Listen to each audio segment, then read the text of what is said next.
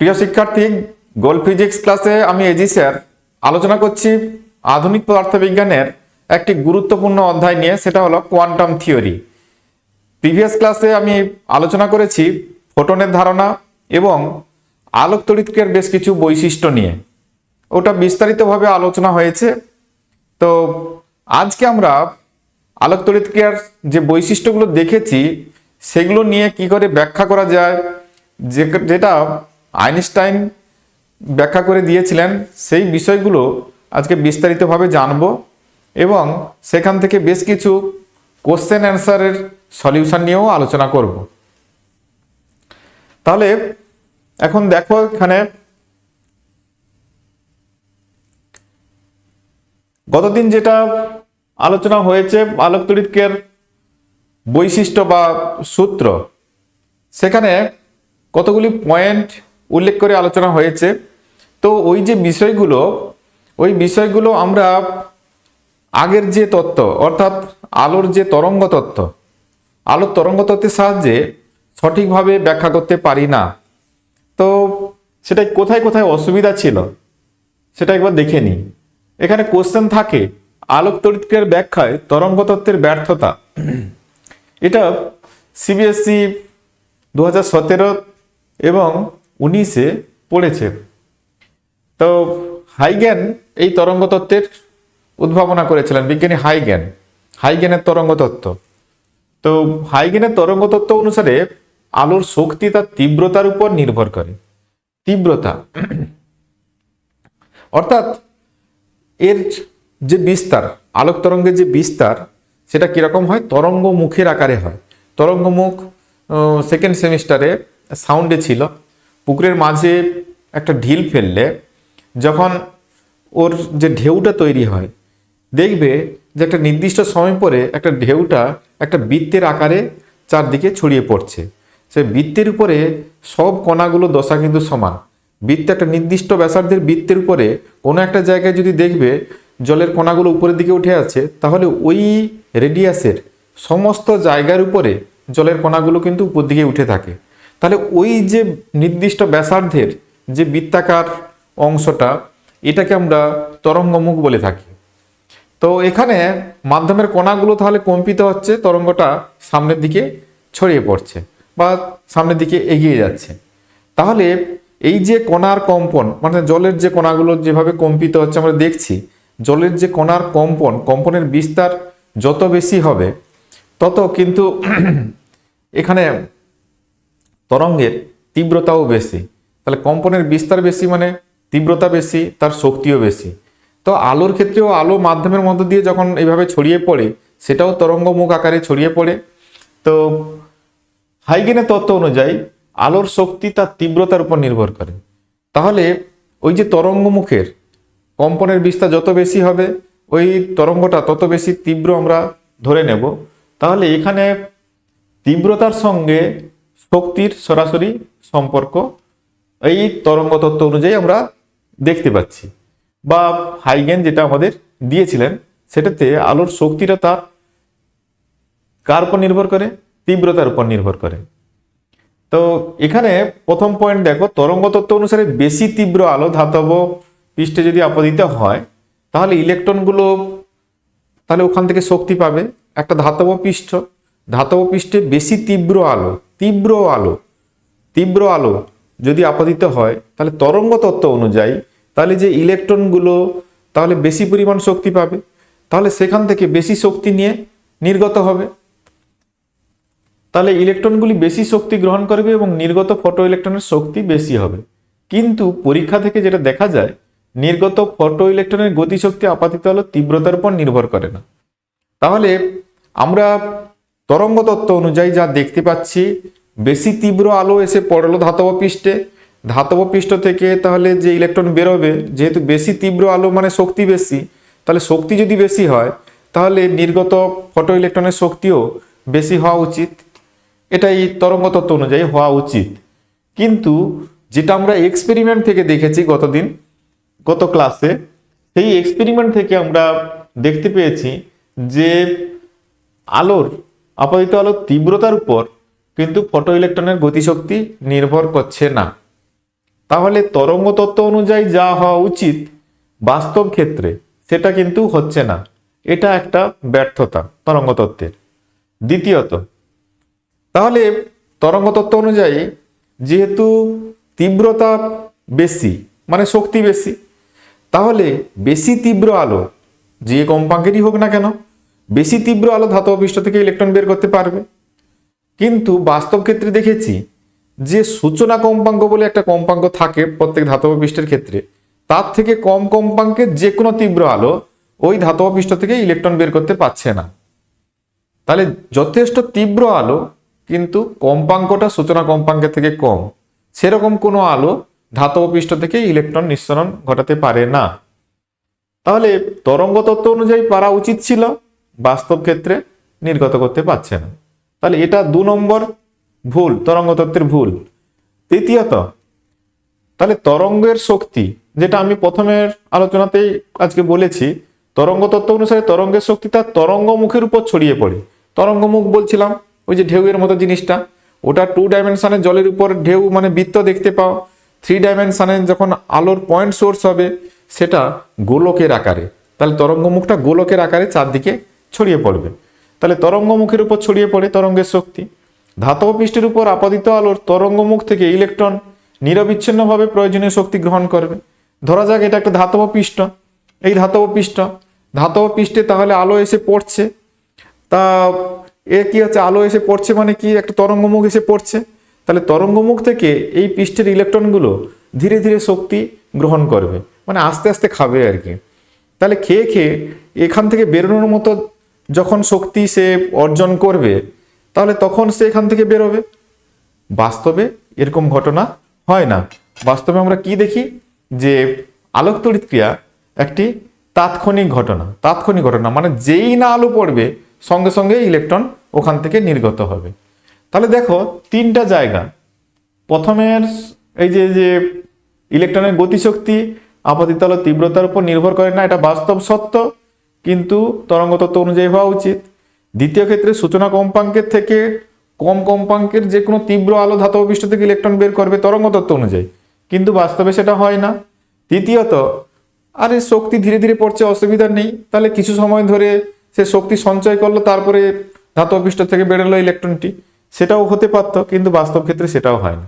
তাহলে তরঙ্গ তত্ত্ব অনুযায়ী যা হওয়া উচিত ছিল বাস্তব ক্ষেত্রে সেটা হয় না। এগুলোই হচ্ছে তরঙ্গ তত্ত্বের ত্রুটি।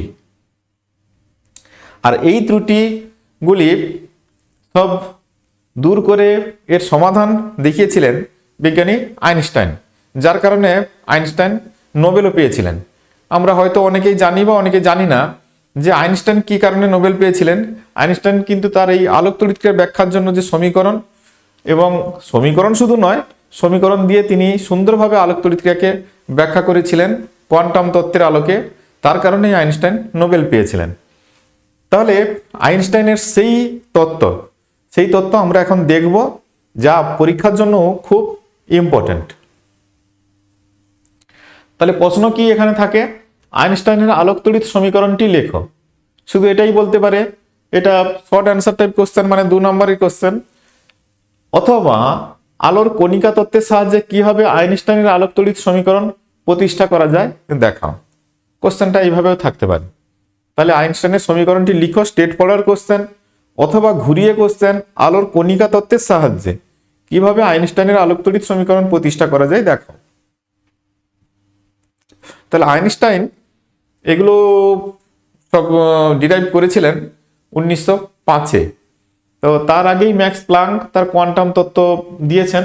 তাহলে প্লাঙ্কের কোয়ান্টাম তত্ত্বের উপর ভিত্তি করে আইনস্টাইন আলোক তড়িৎ ক্রিয়ার ব্যাখ্যা দিয়েছিলেন। কোয়ান্টাম তত্ত্ব অনুযায়ী আলো কি, তাহলে আলো হলো ফোটন কণার সমষ্টি, ছোট ছোট fundamental unit of energy packet, সেটা হলো আমি বলেছি সেখানে ফোটনের কনসেপ্টে ফোটন। তাহলে নিউ কম্পাঙ্কের আলোর একটি ফোটনের শক্তি, মানে এই ফান্ডামেন্টাল যে প্যাকেট অফ এনার্জি, সেটা হচ্ছে তার এনার্জি হচ্ছে এইচ নিউ। নিউ কম্পাঙ্কের কোনো সোর্স থেকে যে ফোটন নির্গত হচ্ছে এনার্জি ফর্মে, সেটা হচ্ছে এইচ নিউ শক্তির ফোটন। একটি ফোটনের শক্তি হচ্ছে এইচ নিউ। বেশ, তাহলে একটা ধাতব পৃষ্ঠ, ধাতব পৃষ্ঠ এখানে, এর সূচনা কম্পাঙ্ক নিউ জিরো, মানে নিউ জিরো কম্পাঙ্কের থেকে কম কম্পাঙ্কের কোনো ফোটন, মানে নিউ জিরো কম্পাঙ্ক যেটা আছে এটা তার সূচনা কম্পাঙ্ক বলছি, তার থেকে কম কম্পাঙ্কের ফোটন পড়লে ধাতব পৃষ্ঠ থেকে ইলেকট্রন বেরোবে না। তাহলে এর থেকে বেশি কম্পাঙ্ক, তাহলে new greater than nu zero, তাহলে সূচনা কম্পাঙ্কের থেকে বেশি কম্পাঙ্কের যদি ফোটন একটা ধাতব পৃষ্ঠে পড়ে তাহলে কি হবে, তাহলে এখানে একটা ফোটন, সোর্স থেকে একটা ফোটন এসে ধাতব পৃষ্ঠে পড়লো, তাহলে তার শক্তি কত, এইচ নিউ নিয়ে পড়লো। তো এখানে কি ছিল, ফ্রি ইলেকট্রন, ইলেকট্রন ওই শক্তিটাকে গ্রহণ করলো, টুপ করে গিলে ফেললো। তো গিললে কি হবে, ওই শক্তি ওর কাছে আসবে, ফোটন ভ্যানিশ হয়ে গেল। তাহলে ফোটন তো শক্তির প্যাকেট, আমি দেখিয়েছিলাম ছোট ছোট মিষ্টির মতো, তো সেটা টুপ করে খেয়ে ফেললে তাহলে আর তো তাকে দেখা যাবে না, তাহলে শক্তিটা কার মধ্যে গেল, ওই ইলেকট্রনের মধ্যে গেল। তো ইলেকট্রন তখন শক্তি পেয়ে কি হবে, এই ধাতব পৃষ্ঠ ছেড়ে বেরিয়ে আসবে, ইলেকট্রন ধাতব পৃষ্ঠ ছেড়ে বেরিয়ে আসবে। তাহলে দেখো এই যে শক্তিটা, এই শক্তিটা এই ইলেকট্রনটাকে ধাতব পৃষ্ঠ থেকে বের করার জন্য কিছুটা ব্যয় হয়ে যাচ্ছে, আর বাকিটা ইলেকট্রনের গতিশক্তি আকারে থেকে যাচ্ছে। ইলেকট্রনটা এখানে গতিবেগ নিয়ে এইভাবে বেরিয়ে আসছে। তাহলে ধাতব পৃষ্ঠ থেকে ইলেকট্রনটা বেরোনোর জন্য যে শক্তি লাগে সেটাকে আমরা বলেছি কার্য অপেক্ষক, যেটাকে W0 অথবা ফাই দিয়ে লেখা হয়। এখানে আমি সমীকরণে যেহেতু ফাই লিখে রেখেছি তাই আমরা ফাই জিরো ফর্মেও লিখতে পারি, তাহলে যে কোনো একটা দিয়ে লেখা যেতে পারে। তাহলে একটা অংশ ধাতব পৃষ্ঠ থেকে, তাহলে এই যে শক্তি, ফোটনের শক্তির একটি অংশ ধাতব পৃষ্ঠ থেকে ইলেকট্রন বের করার জন্য ব্যবহৃত হলো, আর বাকিটা তার গতিশক্তি আকারে থেকে যাচ্ছে। তাহলে শক্তি সংরক্ষণ নীতি, এখানে শক্তি তো অন্য কোনো শক্তিতে রূপান্তরিত হচ্ছে না, তাহলে এই যে ফোটনের শক্তিটা পরে এই দুটো কাজে ব্যয় হয়ে যাচ্ছে, একটা ধাতব পৃষ্ঠ থেকে ইলেকট্রনকে বের করার কাজে, আর একটা অংশ, ওই শক্তির আর একটা অংশ ইলেকট্রনকে গতি শক্তি দেওয়ার কাজে ব্যবহার হচ্ছে। তাহলে আমরা শক্তি সংরক্ষণ নীতি অনুযায়ী লিখতে পারি h nu equal to phi zero, অর্থাৎ ধাতব পৃষ্ঠ থেকে ইলেকট্রনটি বের হওয়ার জন্য যে শক্তি খরচ হয়েছে সেটা ফাই জিরো, প্লাস বাকি শক্তি ইলেকট্রনের গতিশক্তি আকারে থেকে যাচ্ছে, এটাই ম্যাক্সিমাম গতিশক্তি হতে পারে, তাই এভাবে সমীকরণটি লেখা হয়। তো এটাকেই আমরা আইনস্টাইনের আলোক তড়িৎ সমীকরণ বলে থাকি, এই সমীকরণটা। এবারে এটাকে আমরা ঘুরিয়ে ঘুরিয়ে বিভিন্ন ফর্মে লিখি, তো মেন সমীকরণটা হচ্ছে এটাই। তাহলে ফোটনের শক্তি দুটো কাজে ব্যয় হচ্ছে, একটা ধাতব পৃষ্ঠ থেকে ইলেকট্রনকে বের করার কাজে, আর একটা ইলেকট্রনকে ওই গতিশক্তি প্রদানের কাজে ব্যবহার হচ্ছে। তাহলে শক্তি সংরক্ষণ সূত্র অনুযায়ী ফোটনের শক্তি সমান এই শক্তি বেরোনোর জন্য যে শক্তি, আর বাকিটা তার গতিশক্তি, এইভাবে আমরা লিখতে পারি। আবার এই ধাতুর সূচনা কম্পাঙ্ক যদি নিউ জিরো হয় তাহলে আমরা জানি ফাই জিরো সমান এইচ ইন্টু নিউ জিরো, মানে একে বের করার জন্য যে ন্যূনতম শক্তি দরকার সেটা হচ্ছে এইচ নিউ জিরো। তাহলে এই সমীকরণে বসিয়ে আমরা সমীকরণটাকে অন্য ফর্মেও সাজিয়ে নিতে পারি। তাহলে ফাই জিরোর জায়গায় এইচ নিউ জিরো বসাবো, তাহলে সমীকরণটা একটু অন্যরকম হবে। তবে একটাই অন্তত মনে রাখতে হবে, হাফ এম যদি সমীকরণটা লিখতে বলে সমান, তাহলে h nu minus phi zero, এইটাই। তাহলে আইনস্টাইনের আলোক তড়িৎ সমীকরণটি লিখো বললে এই পর্যন্ত লিখলেই হবে। এবারে আমাদের প্রয়োজন মতো ওটাকে আমরা সাজিয়ে নিউমেরিক্যাল প্রবলেম সলিউশন করতে পারি, কিন্তু সমীকরণ লেখার সময় প্রশ্ন অনুযায়ী এইটুকু লিখলেই হবে, এই পর্যন্ত লিখতে হবে, এটাই। তাহলে কার্য অপেক্ষক ও সূচনা কম্পাঙ্কের সম্পর্কটি লেখো। কার্য অপেক্ষক এবং সূচনা কম্পাঙ্কের মধ্যে সম্পর্ক, কার্য অপেক্ষক এবং সূচনা কম্পাঙ্কের মধ্যে সম্পর্ক, এই যে কার্য অপেক্ষক এবং সূচনা কম্পাঙ্কের মধ্যে সম্পর্ক, এটা 1 নম্বরের প্রশ্ন।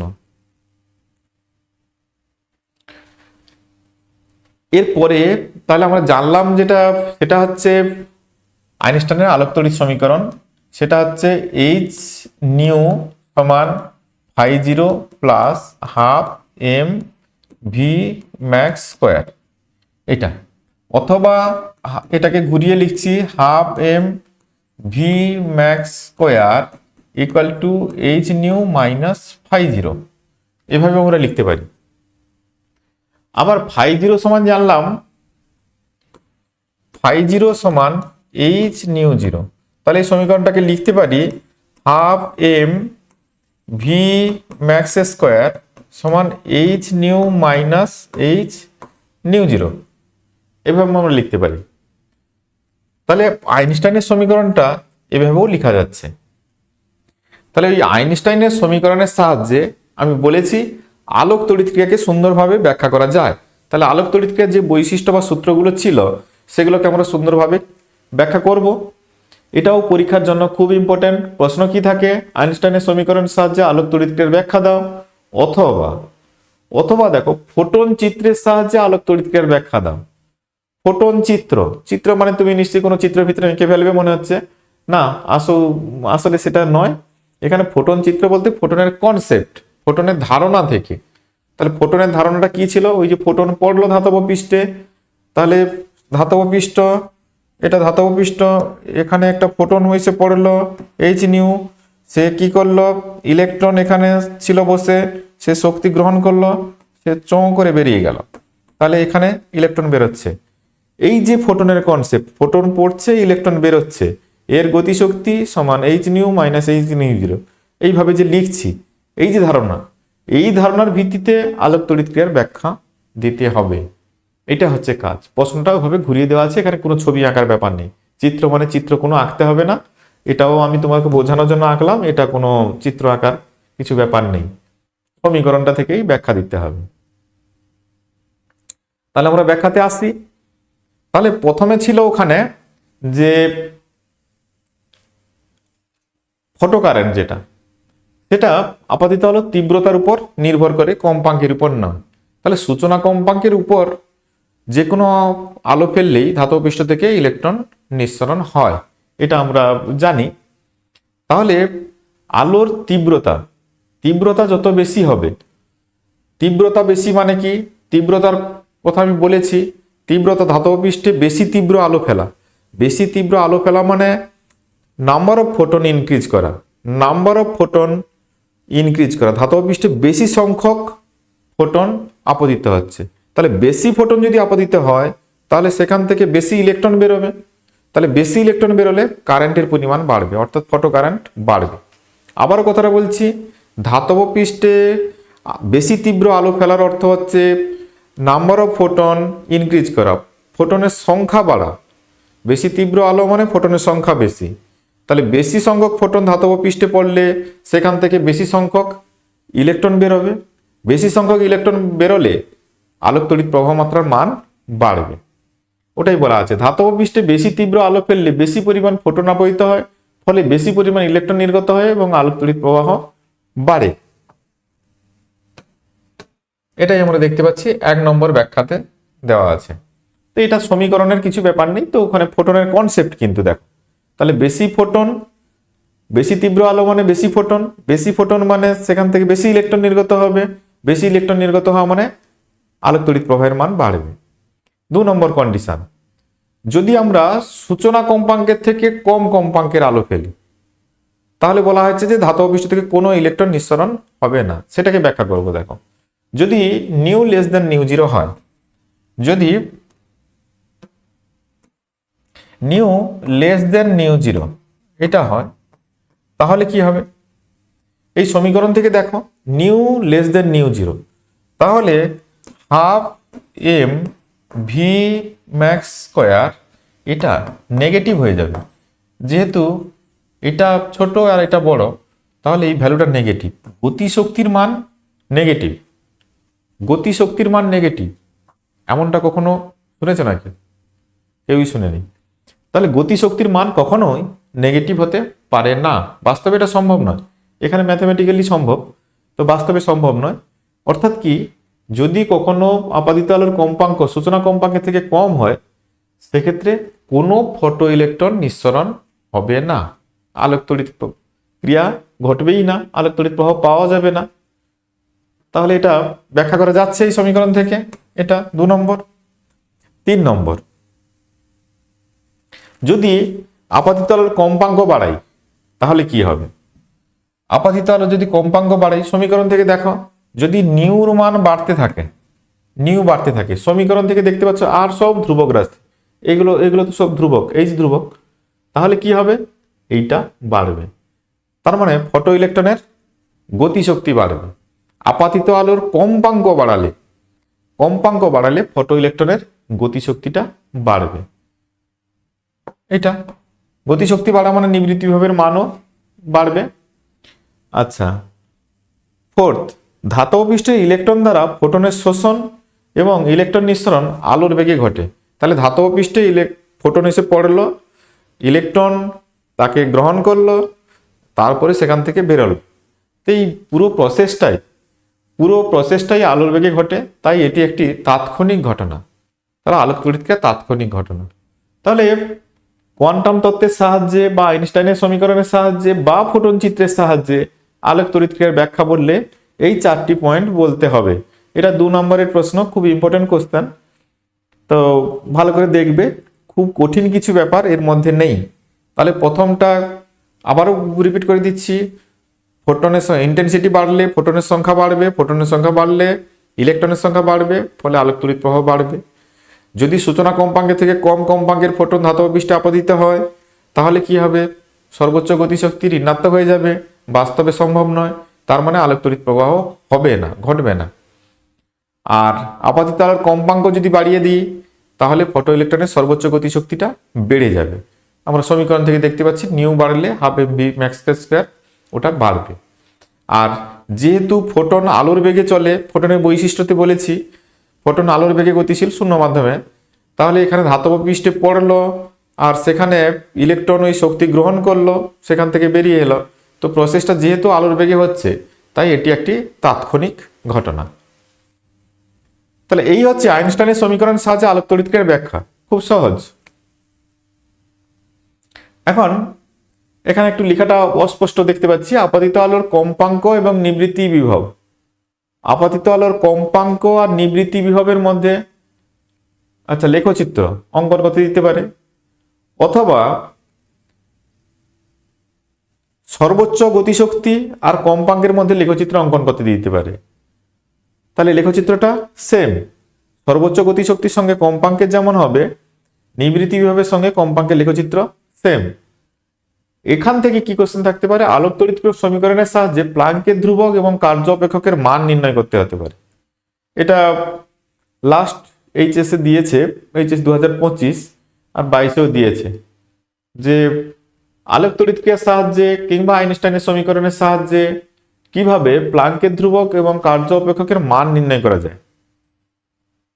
দেখো আমি গ্রাফটা আরেকবার আঁকছি। আইনস্টাইনের সমীকরণ কি ছিল? যে half m v max square equal to h nu minus h nu zero, এই ফর্মে ছিল। আবার নিবৃত্তি বিভবের সঙ্গে ফটো ইলেকট্রনের সর্বোচ্চ গতিশক্তির সম্পর্ক ছিল half m v max square সমান ই ভি জিরো। আমি এর আগে এটা আমি দেখিয়েছি, ফটো ইলেকট্রনের সর্বোচ্চ গতিশক্তি আর নিবৃত্তি বিভবের মধ্যে সম্পর্ক half m v max square equal to e into v zero. V জিরোটা হচ্ছে নিবৃত্তি বিভব, ইটা হচ্ছে ইলেকট্রনের আধান, তাহলে h nu minus h nu zero.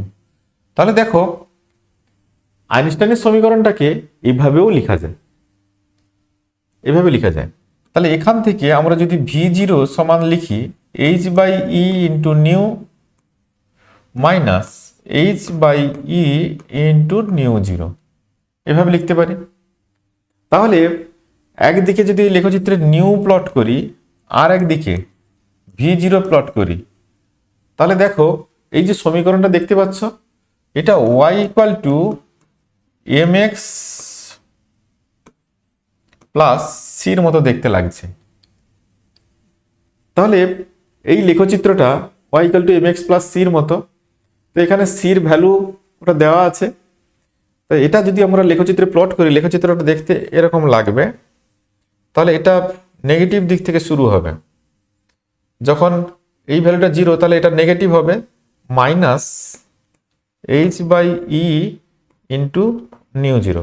এখান থেকে গ্রাফটা শুরু, তাহলে এখান থেকে এখানে এলো এটা।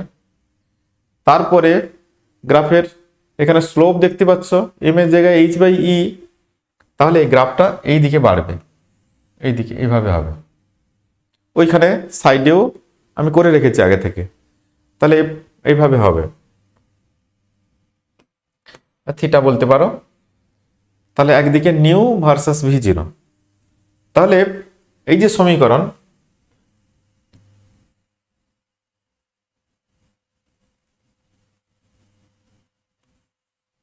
এইভাবে,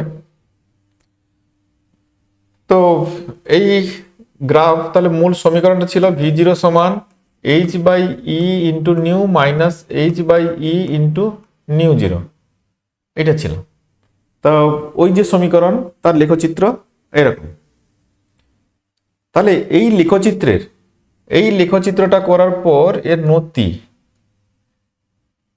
আমরা করে নিতে পারি, এরকম ভাবে করতে পারি, অথবা এখান থেকে পুরোটা টেনে করতে পারি, এখান থেকে পুরোটা টেনে নিতে পারি এটা। তাহলে এই অ্যাঙ্গেল, তাহলে ট্যান থিটা সমান, এটাকে আমরা নতি বলছি, সমান ওটা সমান কি হয় এইচ বাই ই। তাহলে এই লেখচিত্র থেকে আমরা ট্যান থিটার মানটা বের করব। নিউ ভার্সাস ভি জিরোর যে লেখচিত্র আমরা পাবো এই সমীকরণের সাহায্যে, সেই সমীকরণ থেকে আমরা ট্যান থিটার, ওই লেখচিত্র থেকে, সমীকরণ থেকে লেখচিত্র থেকে আমরা ট্যান থিটার মান বের করব। এই ট্যান থিটার মান, ট্যান থিটা ইকুয়াল টু, সমীকরণ থেকে কম্পেয়ার করে বলতে পারি এইচ বাই ই। ইর মান তো জানা, তাহলে এইচ সমান ই ট্যান থিটা। তাহলে এখান থেকে আমরা প্লাঙ্কের ধ্রুবকের মান বের করতে পারবো। আবারও কথাটা বলছি, তাহলে আইনস্টাইনের সমীকরণ half m v max square সমান h nu minus phi zero. নিবৃত্তি বিভব যদি ভি জিরো হয়, তাহলে আমরা এটা জানি half m v max square equal to e v zero. তাহলে ফাই জিরো সমান এইচ নিউ জিরো। তাহলে সমীকরণটা কি দাঁড়ালো, হাফ এম ভি ম্যাক্স স্কয়ারের জায়গায় ই ভি জিরো বসবে, এইচ নিউ ঠিক থাকবে, ফাই জিরোর জায়গায় এইচ নিউ জিরো বসবে। তাহলে ভি জিরো সমান এইচ বাই ই দিয়ে ডিভাইড করে দিলাম, তাহলে একটা সমীকরণ আমরা পাচ্ছি। এই সমীকরণটা একটা সরলরেখার সমীকরণ হয়, যে সরলরেখার সমীকরণ y equal to m x plus c হয় আমরা জানি। কম্পেয়ার করলে দেখতে পাচ্ছি যে এম সমান ওখানে এইচ বাই ই, এক্স এর জায়গায় নিউ আছে, আর সিটা তো ধ্রুবক রাশি এখানে নিচে আছে। তো আমরা এই এক্সপেরিমেন্ট থেকে যদি নিউ ভার্সাস ভি জিরোর লেখচিত্র অঙ্কন করি, এক্সপেরিমেন্ট থেকে নিউ ভার্সাস ভি জিরোর লেখচিত্র অঙ্কন করলে লেখচিত্রটা এরকম দেখতে লাগবে। তো সেখান থেকে আমরা এই লেখচিত্রের নতিটা বের করে নেব। নতি মানে ট্যান থিটার ভ্যালুটা পেয়ে যাব। আবার ট্যান থিটা সমান সমীকরণ থেকে দেখতে পাচ্ছি এইচ বাই ই হয়, তাহলে এইচ সমান ই ট্যান থিটার মান জানা থাকলে ইর মান তো আমরা জানি, ইলেকট্রনের আধানের মান কত হয় সেটা আমরা জানি, সেখান থেকে এইচ এর মান নির্ণয় করা যায়। অনুরূপভাবে এখানে লেখচিত্রের এই যে অংশ ও ডি অংশ, এই যে এখানে আমি নামকরণ করিনি, এই অংশটার মান যদি আমরা জেনে ফেলি এখান থেকে, এই সমীকরণ থেকে, তাহলে এটা যদি ও ডি অংশ বলছি, তাহলে ও ডি অংশ, তাহলে ও ডি ভ্যালুটা যদি জানি, তাহলে ও ডি সমান এটা কত হয় এইচ নিউ জিরো বাই ই। তা এইচ নিউ জিরোকে আমরা কি বলি ফাই জিরো, তাহলে ফাই জিরো বাই ই, তাহলে ফাই জিরো সমান ই ইন্টু ওডি। এইভাবে ইর মান তো জানা, তাহলে ওডির মানটা বের করে নিতে পারলে এই লেখচিত্র থেকে, তাহলে ফাই জিরোর মান জেনে যাব। অর্থাৎ এই যে ধাতুর ক্ষেত্রে এক্সপেরিমেন্টটা করা হয়েছে, ওই ধাতুর যে ওয়ার্ক ফাংশন বা কার্য অপেক্ষকের মান কি হবে সেটা জানতে পারবো। তাহলে এটা তো বড় কথা, অনেকটাই বড় লেখা আছে দেখতে পাচ্ছি, বিষয়টা হয়তো ভিতরে কিছু নেই কিন্তু অনেকটা লেখা আছে। তবে এখান থেকে আরো ছোট প্রশ্ন থাকতে পারে যে আইনস্টাইনের সমীকরণের সাহায্যে কোন ভৌত রাশির বা কোন কোন ভৌত রাশির মান নির্ণয় করা যায়, ছোট প্রশ্ন। তাহলে আইনস্টাইনের সমীকরণের সাহায্যে প্লাঙ্কের ধ্রুবক এবং কার্য অপেক্ষকের মান নির্ণয় করা যায়। আইনস্টাইনের সমীকরণের সাহায্যে প্লাঙ্কের ধ্রুবক এবং কার্য অপেক্ষকের মান নির্ণয় করা যায়। এটা ছোট প্রশ্ন, আর যদি কিভাবে নির্ণয় করা যায় থাকে তাহলে কিন্তু এই প্রসেসটা বলতে হবে।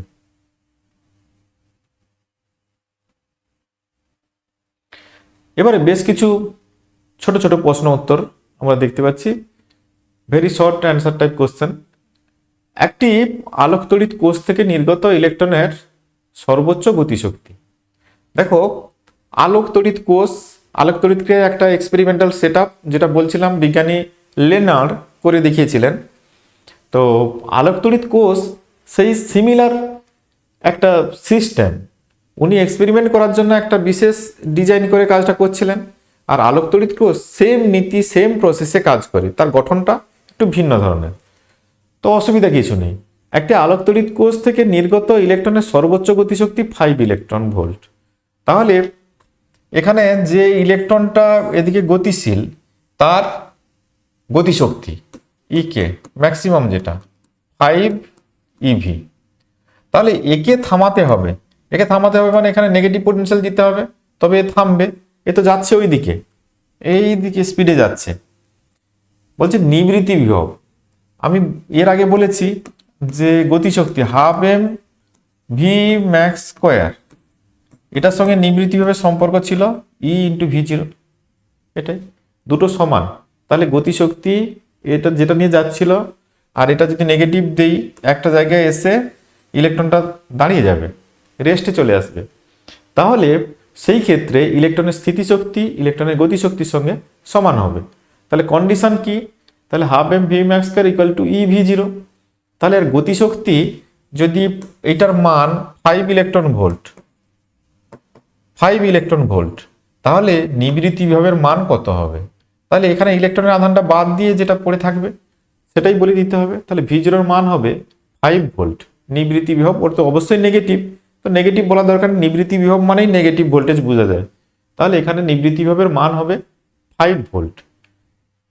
ইলেকট্রন ভোল্ট শক্তির একক, তাহলে ইলেকট্রনটা বাদ দিয়ে বলতে হবে আমাদের ভোল্ট, যখন নিবৃত্তি বিভবের মান চাইছে উত্তর হবে 5 ভোল্ট। নেক্সট কোশ্চেন, আলোক তড়িৎক্রিয়া সংক্রান্ত একটি পরীক্ষায় নিবৃত্তি বিভবের মান 1.5 ভোল্ট। নিবৃত্তি বিভবের মান 1.5 ভোল্ট, নির্গত ফটো ইলেকট্রনের সর্বোচ্চ গতিশক্তি কত হবে? তাহলে দেখো এখানে নিবৃত্তি বিভবের মান কত দেওয়া আছে? 1.5 ভোল্ট, মানে ভি জিরোর মান 1.5 ভোল্ট। নির্গত ফটো ইলেকট্রনের সর্বোচ্চ গতিশক্তি, তাহলে এইটার মান চাইছে। তাহলে এটার সঙ্গে এটার সম্পর্ক কি? তার সঙ্গে একটা ইলেকট্রনের আধান গুণ করতে হবে। তাহলে সর্বোচ্চ গতিশক্তি যখন বলবে তখন কিন্তু 1.5 ইন্টু ইলেকট্রনের আধান, অর্থাৎ 1.5 ইলেকট্রন ভোল্ট হবে। তাহলে ইলেকট্রনের আধান গুণ করলে যে ইউনিট চলে আসে ভোল্টের সঙ্গে সেটা হচ্ছে ইলেকট্রন ভোল্ট হবে। তাহলে ওইটার মানটা সেম থাকবে কিন্তু ইউনিটটা হবে 1.5 ইলেকট্রন ভোল্ট। কোন ধাতুর ক্ষেত্রে আলোক তড়িৎক্রিয়ার প্রারম্ভ তরঙ্গ দৈর্ঘ্য 2100 অ্যাংস্ট্রম, আপতিত বিকিরণের তরঙ্গ দৈর্ঘ্য 1800 অ্যাংস্ট্রম হলে আলোক তড়িৎ নিঃসরণ হবে কি? ভালো প্রশ্ন। তাহলে দেখো একটা ধাতব পৃষ্ঠের ক্ষেত্রে ন্যূনতম যে শক্তির ফোটন পড়লে এখান থেকে ইলেকট্রন নিঃসরণ হয়, তার থেকে বেশি শক্তির ফোটন যদি এখানে পড়ে অবশ্যই ইলেকট্রন নিঃসরণ হবে, সে নিয়ে কোনো সন্দেহ নেই। কিন্তু তার থেকে কম শক্তির ফোটন পড়লে ইলেকট্রন নিঃসরণ হবে না। তাহলে আমি দেখি কোনো ধাতুর ক্ষেত্রে আলোক তড়িৎক্রিয়ার প্রারম্ভ তরঙ্গ দৈর্ঘ্য এত, তার মানে এই তরঙ্গ দৈর্ঘ্যের যদি কোনো আলো পড়ে তাহলে সেখান থেকে ইলেকট্রন নিঃসরণ হয়। তো এখন একটা আপতিত বিকিরণ যেটা দেওয়া আছে 1800 অ্যাংস্ট্রম, সেটা পড়লে এখান থেকে ইলেকট্রন নিঃসরণ হবে কিনা। তাহলে দেখতে হবে কোন বিকিরণের ফোটনের শক্তি বেশি। তাহলে প্রথমে যেটা রেডিয়েশন পড়েছে ল্যামডা, ওই প্রথম ক্ষেত্রে যেটা আছে প্রারম্ভ তরঙ্গ দৈর্ঘ্য 2000, ইনিশিয়াল কত আছে 2100 অ্যাংস্ট্রম এটা। আর এটা পরে যেটা আছে ফাইনালি কত আছে 1800 অ্যাংস্ট্রম এটা। আমরা জানি এনার্জি ই সমান এইচ সি বাই ল্যামডা। তাহলে দেখো এটা যদি এইচ সি বাই ল্যামডা হয়, তাহলে প্রথম ক্ষেত্রে ল্যামডার যে মান ছিল দ্বিতীয় ক্ষেত্রে ল্যামডার মান কমেছে। তাহলে ল্যামডার মান এটা ইনিশিয়ালি যা ছিল lambda initial greater than lambda final, তাহলে energy initial less than energy final. তাহলে ফোটনের যে এনার্জি তরঙ্গ দৈর্ঘ্যের সঙ্গে ব্যস্ত সম্পর্কযুক্ত। তাহলে এই তরঙ্গ দৈর্ঘ্য, এটার তরঙ্গ দৈর্ঘ্য প্রথম ক্ষেত্রে তরঙ্গ দৈর্ঘ্য বেশি, তার মানে শক্তিটা কম। দ্বিতীয় ক্ষেত্রে তরঙ্গ দৈর্ঘ্য কম, মানে শক্তি বেশি। তাহলে প্রথম ক্ষেত্রে যদি আলোক তড়িৎক্রিয়া হয়, অবশ্যই দ্বিতীয় ক্ষেত্রেও আলোক তড়িৎক্রিয়া হবে, যেহেতু আরো বেশি শক্তির আমরা রেডিয়েশন এখানে ফেলছি বা ফোটন ফেলছি। অবশ্যই তাহলে উত্তর হবে হ্যাঁ, হবে।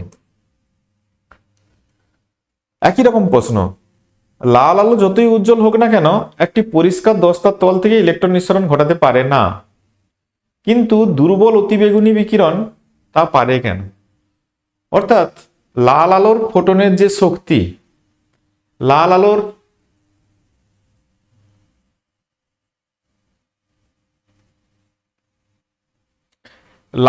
ফোটনের শক্তি, আর এখানে দেখতে হবে কি আলো, কোন আলো পাচ্ছে, অতি বেগুনি বিকিরণ, আলট্রাভায়োলেট। তাহলে ল্যামডা রেড লাইট আর ল্যামডা ইউভি, এটা কোনটা বেশি কোনটা কম আমাকে দেখতে হবে। ডেফিনেটলি লাল আলো তরঙ্গ দৈর্ঘ্য বেশি, আর এটা হচ্ছে অতি বেগুনি রশ্মির থেকে। তাহলে তরঙ্গ দৈর্ঘ্য যদি বেশি হয় তাহলে এর কি হবে, তরঙ্গ দৈর্ঘ্য রেডের বেশি হলে শক্তি কম। তার মানে ই রেড লাইট লেস দেন এটা ই ইউভি। তাহলে লাল আলোর ক্ষেত্রে যে ফোটন পড়ে সারফেসে তার শক্তি কম, অতিবেগুনি রশ্মির ক্ষেত্রে যে ফোটন পড়ে তার শক্তি বেশি, যার কারণে লাল আলো হয়তো পাচ্ছে না ঠিকই, কিন্তু অতিবেগুনি রশ্মি পারে, যেহেতু তার ফোটনের শক্তি বেশি। দেখো লাল আলো কম্পাঙ্ক 10 তার সূচনা কম্পাঙ্কের চেয়ে কম, এখানে কম্পাঙ্ক দিয়ে দেওয়া আছে। তাহলে যদি কম্পাঙ্কও বলি, তাহলে লাল আলোর ফোটনের যে কম্পাঙ্ক, তার জন্য লাল আলোর একটা ফোটনের শক্তি হবে, সেই শক্তির মানটা ওই ধাতু, কোন ধাতুর, 10 তার সূচনা কম্পাঙ্কের থেকে কম হয়ে যাচ্ছে, যার জন্য লাল আলো ওই 10 তা থেকে ইলেকট্রন নিঃসরণ করতে পারছে না। কিন্তু অতিবেগুনি আলোর ক্ষেত্রে তার ফোটনের যে শক্তি, সেটা ওই 10 তার সূচনা কম্পাঙ্কের থেকে বেশি হচ্ছে, বা শক্তি না বলে কম্পাঙ্ক যদি বলি, কম্পাঙ্কটা সূচনা কম্পাঙ্কের থেকে বেশি, শক্তিটা তাহলে কার্য অপেক্ষকের থেকে বেশি। সেই কারণে এখানে অতিবেগুনি রশ্মি 10 তার তল থেকে ইলেকট্রন নিঃসরণ ঘটাতে পারছে। তাহলে দুই দিক দিয়ে বলা যায়, তরঙ্গ দৈর্ঘ্য দিয়ে বলতে পারো, না হলে এখানে সূচনা কম্পাঙ্ক দিয়ে বলতে পারো। তাহলে সূচনা কম্পাঙ্কের থেকে যে বিকিরণের কম্পাঙ্ক বেশি হবে সে ইলেকট্রন নিঃসরণ ঘটাতে পারবে, আর যার কম্পাঙ্ক কম হবে ইলেকট্রন নিঃসরণ ঘটাতে পারবে না। এই হচ্ছে এর ফান্ডামেন্টাল বিষয়।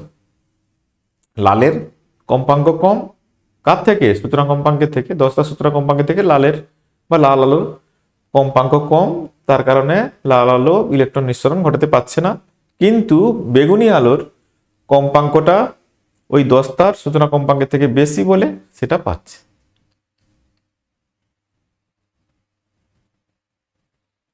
যদি আলোক তড়িৎকে আপাতিত বিকিরণের তীব্রতা বৃদ্ধি করা হয়, তাহলে নিবৃত্তি বিভবের মানের কিরূপ পরিবর্তন হবে? দেখো আলোর দুটো জিনিস, কম্পাঙ্ক, তীব্রতা। কম্পাঙ্ক বেশি হলে শক্তি বেশি হবে, আর তীব্রতা বাড়া মানে ফোটনের সংখ্যা বাড়া। তীব্রতা বাড়া মানে ফোটনের সংখ্যাটা বাড়া। তাহলে যদি আলোক তড়িৎকে আপাতিত বিকিরণের তীব্রতা বাড়াই মানে কি, যে আলোক তড়িৎ পৃষ্ঠে আপাতিত ফোটনের সংখ্যাটা বাড়ায়, তাহলে ফোটনের সংখ্যা বাড়ালে নিবৃত্তি বিভব তার শক্তির সঙ্গে সম্পর্কযুক্ত। তাহলে ফোটনের সংখ্যা বাড়ালে ইলেকট্রনের শক্তি কিন্তু বাড়ছে না, ইলেকট্রনের সংখ্যা বাড়বে, শক্তি বাড়বে না। তাহলে শক্তি যদি নাই বাড়ে, নিবৃত্তি বিভবের মানের কোনো পরিবর্তন হবে না। শক্তি বাড়লে নিবৃত্তি বিভবের মান বাড়াতে হবে, শক্তি না বাড়লে নিবৃত্তি বিভবের মানের কোনো পরিবর্তন হবে না। তাহলে নিবৃত্তি বিভবের ক্ষেত্রে অপরিবর্তিত থাকবে। কোনো ধাতব তলের উপর আপতিত বিকিরণের তীব্রতা দ্বিগুণ করা হলো, নির্গত ইলেকট্রনের গতিশক্তি কত হবে? একই রকম প্রশ্ন। ধাতব তলের উপর আপতিত বিকিরণের তীব্রতা দ্বিগুণ করা হলো, আবার একই প্রশ্ন, তীব্রতা দ্বিগুণ করছি, তার মানে আগে যা ফোটন এখানে এসে পড়তো ফোটনের সংখ্যাটা দ্বিগুণ হয়ে গেল। তাহলে ফোটনের সংখ্যা দ্বিগুণ হলেও ফোটনের শক্তি তো আর চেঞ্জ হয়নি। তাহলে ফোটনের শক্তি যদি চেঞ্জ না হয় তাহলে এখানে নির্গত ইলেকট্রনের গতিশক্তি কোনো চেঞ্জ হবে না, এক্ষেত্রে অপরিবর্তিত থাকবে। আপাতিত আলোর যে কোনো কম্পাঙ্কের জন্যই কোনো ধাতব তল থেকে আলোক ইলেকট্রন নির্গত হয় না কেন? তাহলে আপাতিত আলোর কম্পাঙ্কটা যদি ধাতব পৃষ্ঠের সূচনা কম্পাঙ্কের থেকে কম হয় তাহলে এখান থেকে ফটো ইলেকট্রন এমিশন হবে না, শক্তি দিতে পারবে না। তো এখান থেকে এই ধাতব পৃষ্ঠ থেকে ইলেকট্রন বের করতে গেলে একটা ন্যূনতম শক্তির দরকার হয়, অর্থাৎ ন্যূনতম কম্পাঙ্কের ফোটন এসে এখানে পড়লে তবেই এখান থেকে ইলেকট্রন বেরোবে। তাহলে ন্যূনতম শক্তির এখানে প্রয়োজন হয়। তাহলে তার থেকে যদি আপতিত বিকিরণের কম্পাঙ্ক যদি কম থাকে তাহলে এখান থেকে ইলেকট্রন বেরোবে না, আর বেশি হলে ইলেকট্রন বেরোবে। এই জন্য বলা হয়েছে আপতিত আলো যে কোনো কম্পাঙ্কের জন্য কোনো ধাতব তল থেকে আলোক ইলেকট্রন নিঃসৃত হয় না বা নির্গত হয় না। তাহলে যে কোনো কম্পাঙ্কের জন্য হবে না, কম্পাঙ্কটা যদি ধাতব পৃষ্ঠের সূচনা কম্পাঙ্কের থেকে বেশি হয় তবে আলোক ইলেকট্রন নিঃসরণ হবে। এই কথাই এখানে বলা আছে। নেক্সট, একটি আলোক তড়িৎ কোষের ক্যাথোড থেকে 1 মিটার দূরে, আলোক তড়িৎ কোষের ক্যাথোড থেকে, আচ্ছা আলোক তড়িৎ কোষটা কেমন দেখতে আমি একটু আগে না হয় বলে দিচ্ছি।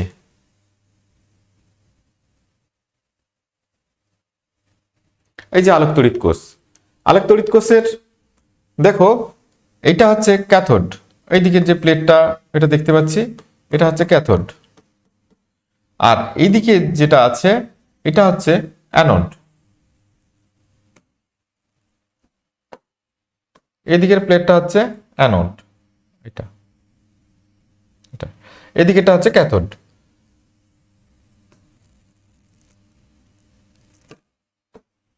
এটা ক্যাথোড। তাহলে আলো এসে এখানে পড়ছে, কোথায় পড়ছে? ক্যাথোড, বা যেটাকে আমরা নিঃসারক প্লেট বলি। এখান থেকে ফটো ইলেকট্রন নির্গত হচ্ছে, ফটো ইলেকট্রন নির্গত হচ্ছে। আর কে সেই ইলেকট্রনগুলোকে সংগ্রহ করছে? সেটা হচ্ছে অ্যানোড। যদি এই যে অ্যানোডকে দেখো, অ্যানোডকে ব্যাটারির ধনাত্মক প্রান্তের সঙ্গে যুক্ত করা আছে আর ক্যাথোডকে ব্যাটারির ঋণাত্মক প্রান্তের সঙ্গে যুক্ত করা আছে, তাহলে এখান থেকে নির্গত ইলেকট্রনগুলো পজিটিভ প্রান্তের দিকে ছুটে যাবে, যার ফলে এই অংশের মধ্যে একটা আলোক তড়িৎ প্রবাহের সৃষ্টি হবে। এটাই হচ্ছে আলোক তড়িৎ কোষ, যেটা আমরা আলোক তড়িৎ ক্রিয়া পর্যবেক্ষণের জন্য লেনারের এক্সপেরিমেন্ট দেখিয়েছিলাম। এখানেও সিমিলার প্রসেস, একই রকম প্রসেস। বারবার আলোক তড়িৎ কোষ কথাটা বলা হচ্ছে বলে আমি এখানে আগে আলোক তড়িৎ কোষটা দেখিয়ে দিলাম। এবার আমার কোশ্চেনে চলে যাই আমি।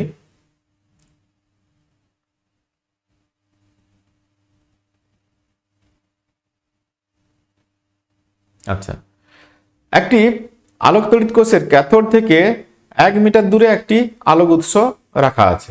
তাহলে ক্যাথোড প্লেট যেটা ছিল, এরকম প্লেট,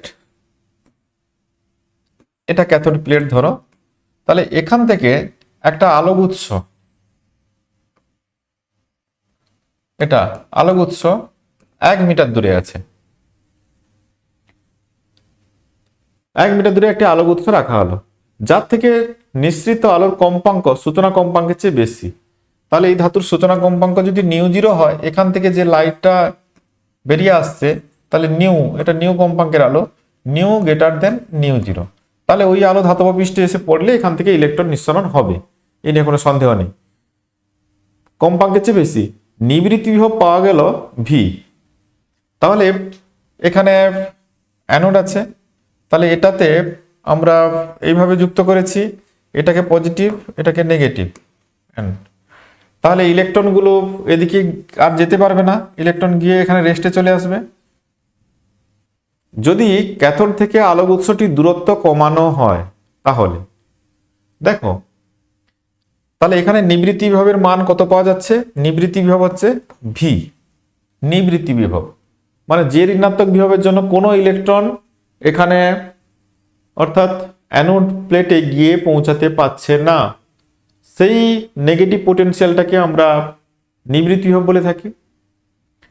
এখন এই যে আলোক উৎস যেখান থেকে আলো নির্গত হচ্ছে, আলোক উৎসটির দূরত্ব কমানো হলো। যদি ক্যাথোড থেকে আলোক উৎসের দূরত্ব কমানো হয়, মানে আলোক উৎসটাকে এর কাছের দিকে আনা হয়, তাহলে এর কাছের দিকে আনলে কি বাড়বে?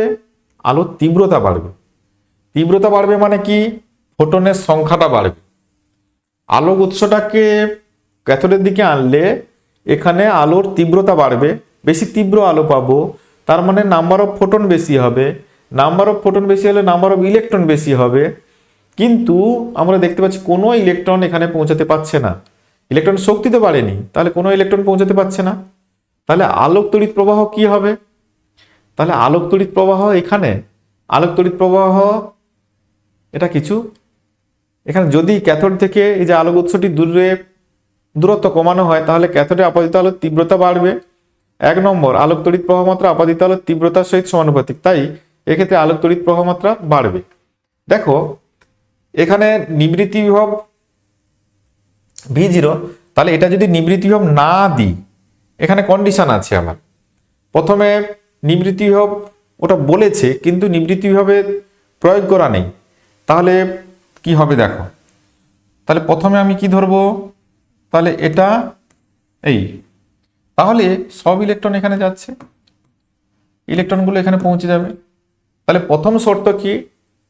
এখানে বাল্বটা বা এই যে আলোক উৎসটাকে কাছের দিকে আনলাম। কাছের দিকে আনলে ফোটনের সংখ্যা বাড়বে, এই প্লেটে ফোটনের সংখ্যাটা বাড়বে। যে আপাতত ফোটন তার সংখ্যা যখনই বৃদ্ধি পাবে, সঙ্গে সঙ্গে নির্গত ইলেকট্রনের সংখ্যাও বৃদ্ধি পাবে। নির্গত ইলেকট্রনের সংখ্যা বৃদ্ধি পেলে আলোক তড়িৎ প্রবাহের মানটা বাড়বে। তাহলে প্রথম যে কোশ্চেনটি এখানে দেখতে পাচ্ছি, কোশ্চেন 1, তাহলে যদি ক্যাথোড থেকে আলোক উৎসটির দূরত্ব কমানো হয়, ক্যাথোড থেকে আলোক উৎসের দূরত্ব কমিয়ে দেওয়া হয়, সেক্ষেত্রে ফোটন সংখ্যা বাড়বে, ফোটন বাড়লে ইলেকট্রন বাড়বে, ইলেকট্রন বাড়লে আলোক তড়িৎ প্রবাহ মাত্রার মান বাড়বে। তাহলে দেখো উত্তর হবে এই যে আলোক তড়িৎ প্রবাহ মাত্রার মান বাড়বে। 2 নম্বর, নিবৃত্তি বিভবের মান আলোক তীব্রতার উপর নিবৃত্তি বিভব। নিবৃত্তি বিভবের কি পরিবর্তন হবে? দ্বিতীয় প্রশ্ন, যুক্তি সহ লিখতে হবে। তাহলে যেহেতু এখানে আলোর কম্পাঙ্কের কোনো পরিবর্তন হচ্ছে না, তাহলে নির্গত ফটো ইলেকট্রনের গতিশক্তির কোনো পরিবর্তন হবে না। আর গতিশক্তি যদি পরিবর্তন না হয়, সেক্ষেত্রে নিবৃত্তি বিভবের মানের কোনো পরিবর্তন হবে না। নিবৃত্তি বিভব মানে কি? এখানে যে নেগেটিভ বিভব দিতে হয় যাতে ইলেকট্রন ওর কাছে না পৌঁছায়। তাহলে ইলেকট্রনের শক্তি বেশি হলে নিবৃত্তি বিভব বেশি করতে হয়।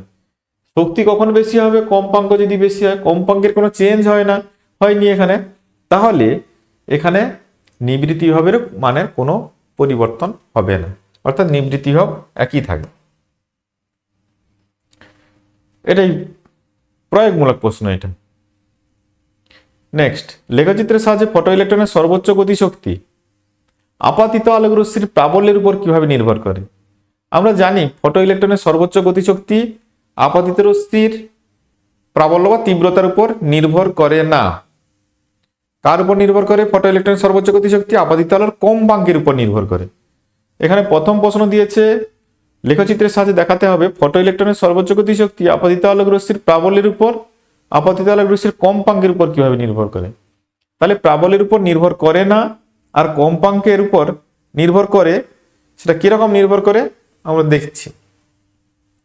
তাহলে দেখো এখানে আপাতিত আলোর তীব্রতা আর গতিশক্তির লেখচিত্র করা হয়েছে। এখানে আই হচ্ছে আপাতিত আলোর তীব্রতা। তাহলে দেখো তীব্রতা বাড়িয়ে যাচ্ছি, কিন্তু ফটো ইলেকট্রনের সর্বোচ্চ গতিশক্তির কোনো পরিবর্তন হচ্ছে না। আর দ্বিতীয়ত, কম্পাঙ্কের সঙ্গে ফটো ইলেকট্রনের সর্বোচ্চ গতিশক্তি, তাহলে আপাতিত আলোর কম্পাঙ্ক যদি সূচনা কম্পাঙ্কের থেকে বেশি হয়, তাহলে ক্রমান্বয়ে কম্পাঙ্ক বাড়ালে ফটো ইলেকট্রনের সর্বোচ্চ গতিশক্তি বাড়তে থাকবে। দেখো সূচনা কম্পাঙ্কের পর ফটো ইলেকট্রনের সর্বোচ্চ গতিশক্তি সমানুপাতিক হারে বেড়ে যাচ্ছে। তাহলে এই যে ফটো ইলেকট্রনের সর্বোচ্চ গতিশক্তি কম্পাঙ্কের সঙ্গে সমানুপাতিক হারে বাড়ছে।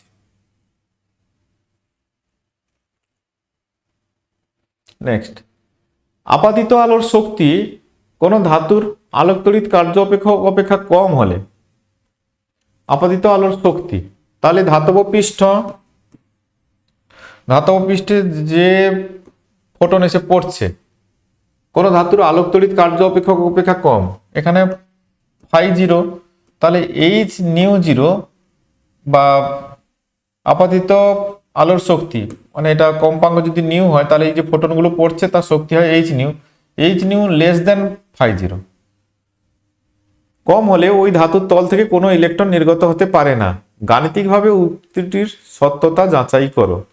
আচ্ছা, এটা একটু ঘুরিয়ে প্রশ্ন, তাহলে এই কন্ডিশনে ধাতব পৃষ্ঠ থেকে ইলেকট্রন বেরোবে না, এটা তোমাকে ম্যাথমেটিক্যালি প্রমাণ করতে হবে।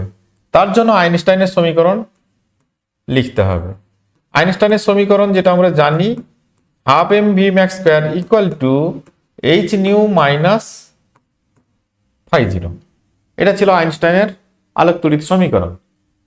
এখন যদি এইচ নিউ আপাতিত আলোর শক্তি বা ফোটনের শক্তি, আপাতিত ফোটনের শক্তি যদি তার কার্য অপেক্ষকের থেকে কম হয়, তাহলে কি হবে এই সমীকরণ অনুযায়ী? তাহলে half m v max square equal to negative হবে, ঋণাত্মক মান আসবে। গতিশক্তির মান ঋণাত্মক হতে পারে না, তার মানে এই যে কন্ডিশন, এই কন্ডিশনে কোনো ইলেকট্রন ধাতব পৃষ্ঠ থেকে বেরোবে না, এটাই হচ্ছে বিষয়। এটা এই এসএকিউর অ্যান্সার। নেক্সট, যদি আপাতিত আলোর তরঙ্গ দৈর্ঘ্য কমানো হয় তাহলে নির্গত ফটো ইলেকট্রনের বেগের কি পরিবর্তন হবে? আচ্ছা দেখে নিই, আইনস্টাইনের সমীকরণ থেকেই হবে। Half m v max square equal to, আমরা জানি এইচ নিউ, নিউটা সমান সি বাই ল্যামডা, নিউ সমান c by lambda minus phi zero. এখন কি কোশ্চেন, যদি আপাতিত আলো তরঙ্গ দৈর্ঘ্য কমানো হয় তাহলে ল্যামডা ডিক্রিজ করছে, ল্যামডা যদি ডিক্রিজ করে তাহলে এই ভ্যালুটা, ল্যামডার মান কমলে এই ভ্যালুটার মান বাড়বে, তাহলে এইটা আলটিমেট বাড়বে। এটা যদি বাড়ে, এটা তো কনস্ট্যান্ট ভ্যালু, তাহলে এটাও বাড়বে। অর্থাৎ ল্যামডার মান কমলে half m v max square এটা বাড়বে, তার মানে ফটো ইলেকট্রনের বেগও বাড়বে। আবারও বলছি, দেখো আপাতিত আলোর তরঙ্গ দৈর্ঘ্য কমানো হয়েছে, তাহলে ল্যামডার মান কমছে, ল্যামডার মান যদি কমে, এখানে দেখতে পাচ্ছি ল্যামডা তো নিচে, তাহলে ল্যামডার মান যদি কমে তাহলে এই যে রাশিটা পুরোটার, এটার মান ধ্রুবক, এরও ধ্রুবক, তাহলে এটা নিচে আছে, এটা যদি কমে এর ভাগফলটা কি হবে? বাড়বে। তাহলে এই রাশিটা যদি বাড়ে, এটা ধ্রুবক, তাহলে এটা বাড়লে আলটিমেট এই যে লেফট সাইডে যে রাশিটা এটাও বাড়বে। এটা বাড়া মানে এম এর মান তো ধ্রুবক, এম এর মান যেহেতু ধ্রুবক আছে তাহলে ভির মানটা বাড়বে, এটাই দেওয়া আছে এখানে দেখো, ফলে ইলেকট্রনের বেগ বাড়বে।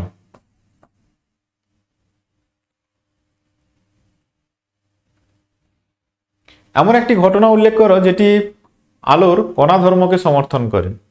সেটা হচ্ছে আলোক তড়িৎ ক্রিয়া। কারণ এখানে আলোর তরঙ্গ তত্ত্ব কাজ করছে না। আমি বললাম যে আলোর তরঙ্গ তত্ত্বের সাহায্যে আলোক তড়িৎ ক্রিয়ার ব্যাখ্যা করা যায় না, তাহলে কোন ঘটনার সাহায্যে ব্যাখ্যা করা যায়?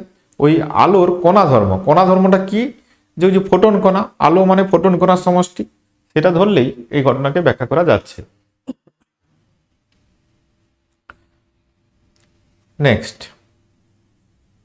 একটি ধাতু থেকে নির্গত ইলেকট্রনের সর্বোচ্চ গতিশক্তি কিভাবে ধাতুটির কার্য অপেক্ষকের উপর নির্ভর করে? সর্বোচ্চ গতিশক্তি কিভাবে কার্য অপেক্ষকের উপর নির্ভর করে? খুব ইজি বিষয়, আমরা আইনস্টাইনের সমীকরণ নিয়ে নেব। আইনস্টাইনের সমীকরণ অনুযায়ী half m v max square সমান h nu minus phi zero. Half m v max square সমান h nu minus phi zero. এখন ধাতুর কার্য অপেক্ষক ফাই জিরো, যদি ফাই জিরোর মান বাড়ে তাহলে বাড়লে কি হবে? তাহলে এটা যদি বাড়ে, এটা একটা নির্দিষ্ট কম্পাঙ্কের আলোর ক্ষেত্রে এটার মান ধ্রুবক, তাহলে এটা যদি বাড়ে সঙ্গে সঙ্গে কি হবে? এটার মান কমবে। ফাই জিরো বাড়লে ফটো ইলেকট্রনের সর্বোচ্চ গতিশক্তি হাফ এম ভি স্কয়ারের মান কমতে থাকে, আর যদি এটা কমে তাহলে এটা বেড়ে যাবে। এইভাবেই নির্ভরশীলতা বলতে হবে। নেক্সট, আলোক তড়িৎক্রিয়া ঘটনায় নিঃসৃত সকল আলো ইলেকট্রনের গতিশক্তি সমান হয় না কেন? আমি এটা আলোচনার সময়ও বলেছি, আর একবার এখানে প্রশ্ন যেহেতু দেওয়া আছে এর উত্তর আকারে বলছি। দেখো, কোনো ধাতব পৃষ্ঠের উপর যখন আলো এসে পড়ে, তো এখানে পটির সাহায্যে বলা আছে ইলেকট্রনগুলি পরিবহন পটির ভিন্ন ভিন্ন শক্তি স্তরে অবস্থান করে, ফলে ইলেকট্রনগুলিকে মুক্ত করতে ভিন্ন ভিন্ন শক্তির প্রয়োজন হয়। তাহলে ওই যে মুক্ত ইলেকট্রনের কথা বলা হয়েছে, ইলেকট্রনগুলো বিভিন্ন পরমাণুর বিভিন্ন রকম শক্তি স্তরে অবস্থান করে। আমরা শক্তি স্তর অন্য কোনো ক্লাসে বিস্তারিত আলোচনা করব। তো তার কারণে বিভিন্ন শক্তি স্তর থেকে ইলেকট্রনকে সরাতে গেলে বিভিন্ন শক্তির প্রয়োজন হয়। তাই একই রকম বিকিরণ পড়ছে ধাতব পৃষ্ঠে, তাহলে ইলেকট্রন বেরোচ্ছে, কিন্তু যেহেতু পরমাণুর বিভিন্ন শক্তি স্তর থেকে ইলেকট্রন বের করার জন্য ভিন্ন ভিন্ন শক্তির প্রয়োজন, তাই একই আপতিত বিকিরণের জন্য বিভিন্ন শক্তি স্তর থেকে বিচ্যুত হওয়া আলো ইলেকট্রনগুলির গতিশক্তিও বিভিন্ন হয়। দেখো, আবারও কথাটা বলছি, ধাতব পৃষ্ঠে একটা নির্দিষ্ট কম্পাঙ্কের অনেকগুলো ফোটন পড়লো, তার মানে ফোটনগুলোর শক্তি সমান, কিন্তু তাহলে যে ইলেকট্রনগুলো বেরোচ্ছে তার গতিশক্তি সমান হওয়া উচিত, বাস্তবে কিন্তু সেটা হয় না। ওই ইলেকট্রনগুলোর গতিশক্তি ভিন্ন ভিন্ন হয়। কেন? তাহলে ওই যে বলছি বিভিন্ন পটি থেকে ইলেকট্রন বেরোচ্ছে, তাহলে বিভিন্ন পটিতে যে ইলেকট্রনগুলো বাঁধা আছে তাদের কিন্তু শক্তি ভিন্ন মানের হয়, তাই সেখান থেকে বেরোনোর জন্য ভিন্ন ভিন্ন শক্তি খরচ হয়, আর বাকি শক্তিটা গতিশক্তি আকারে থেকে যায়। তাহলে খরচ যেহেতু ভিতরে আলাদা আলাদা হয়েছে, তাহলে একই শক্তি পেলেও ইলেকট্রনগুলো কিন্তু ভিন্ন গতিশক্তি নিয়ে ধাতব পৃষ্ঠ থেকে বেরোবে। এই হচ্ছে মূল কথা। এইটা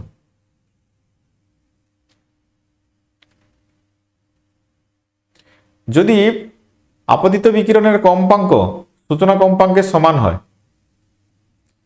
আপতিত বিকিরণের কম্পাঙ্ক সূচনা কম্পাঙ্কের সমান হয়, তাহলে নিবৃত্তি বিভবের মান কি হবে? আপতিত বিকিরণের কম্পাঙ্ক সূচনা কম্পাঙ্কের সমান, তাহলে নিবৃত্তি বিভবের মান কত হবে? তাহলে একটা ধাতব পৃষ্ঠ, এখানে যে কম্পাঙ্কের আলোটা পড়ছে সেটা হচ্ছে new equal two new zero. তাহলে এখান থেকে যে ইলেকট্রনটা বের করবে তাকে বের করার জন্য যে শক্তির দরকার হয় সেটা হচ্ছে নিউ জিরো হলে, তাহলে আমরা এটা এভাবে লিখতে পারি। তাহলে যে ফোটনটা পড়েছে তার শক্তি হচ্ছে এইচ নিউ জিরো, আর এখান থেকে বের করার জন্য ইলেকট্রনকে যে শক্তির দরকার সেটাও এইচ নিউ জিরো। তো এখন কোশ্চেন, নিবৃত্তি বিভবের মান কি হবে? তাহলে আইনস্টাইনের সমীকরণ থেকে লিখো। আইনস্টাইনের সমীকরণকে এভাবে লেখা যায়, H nu minus h nu zero, বা তাহলে এটা যেহেতু দুটোই সমান, এইচ নিউ আর এইচ নিউ জিরো দুটোই সমান, আপাতিত আলোর যে শক্তি সেটা হচ্ছে এইচ নিউ জিরো, আর ফাই জিরোর মানও এইচ নিউ জিরো, তাহলে ই ভি জিরো সমান এটা, তাহলে ভি জিরো সমান জিরো হবে। তাহলে নিবৃত্তি বিভবের মান এক্ষেত্রে শূন্য হবে, অর্থাৎ সূচনা কম্পাঙ্কের সমান কম্পাঙ্কের আলো ধাতব পৃষ্ঠে যখন পড়বে ইলেকট্রনটি জাস্ট বেরোবে, কিন্তু তার কোনো গতিশক্তি থাকবে না, মানে পুরো শক্তিটাই ধাতব পৃষ্ঠ থেকে বের হওয়ার জন্য খরচ হয়ে যাবে, তাহলে তার কোনো গতিশক্তি থাকবে না। গতিশক্তি যদি না থাকে, তাকে থামানোর জন্য কোনো নেগেটিভ বিভব দেওয়ার কোনো প্রয়োজন নেই, তার গতি নেই তো তাকে থামাবে কি করে? তাহলে নিবৃত্তি বিভবের মান সেই কারণে জিরো ধরতে হবে।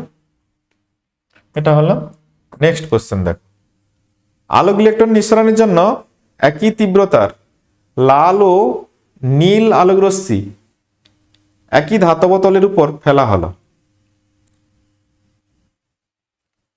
দুটি রশ্মির মধ্যে কোনটি অপেক্ষাকৃত বেশি গতিশক্তির ইলেকট্রন নিঃসরণ করবে? আচ্ছা, তাহলে এটার জন্য আইনস্টাইনের সমীকরণটা এবার লেখা দরকার। তাহলে half m v max square equal to h c by lambda minus phi zero. এটা আইনস্টাইনের সমীকরণ। এইচ নিউ ছিল, নিউ সমান আমি সি বাই ল্যামডা লিখে ফেলেছি।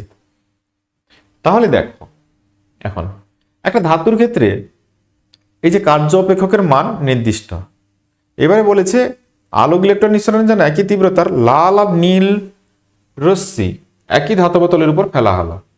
তাহলে ল্যামডা রেড, রেড লাইটের তরঙ্গ দৈর্ঘ্য, আর একটা ল্যামডা কি আছে এখানে, ব্লু, ব্লু। তাহলে আমরা জানি লাল আলোর তরঙ্গ দৈর্ঘ্য ব্লু আলোর তরঙ্গ দৈর্ঘ্যের থেকে বেশি হয়। তাহলে ল্যামডা রেডটা বড়, ল্যামডা ব্লুটা ছোট। তাহলে এটা যদি বড় হয়, ল্যামডার ভ্যালু যদি বড় হয়, তাহলে এই ভ্যালুটা ছোট হবে, তার মানে গতিশক্তি কম হবে। তাহলে ল্যামডা রেডের ক্ষেত্রে যেহেতু ল্যামডা রেডটা ল্যামডা ব্লুর থেকে বড়, তাহলে বড় হলে এই মানটা ছোট হবে, এই মানটা ছোট হলে এই দিকের মানটাও ছোট হবে। তার মানে half m v max square এটা রেডের ক্ষেত্রে ছোট হবে, কার থেকে, half m v max square এটা ব্লুর থেকে ছোট হবে, এটা ব্লুর থেকে ছোট হবে। এখান থেকে আমরা দেখে বলতে পারি। তাহলে এখানে প্রশ্নটা কি ছিল, কোনটি অপেক্ষাকৃত বেশি গতিশক্তির ইলেকট্রন নিঃসরণ করবে? তাহলে ব্লু লাইটটা অপেক্ষাকৃত বেশি গতিশক্তির ইলেকট্রন নিঃসরণ ঘটবে।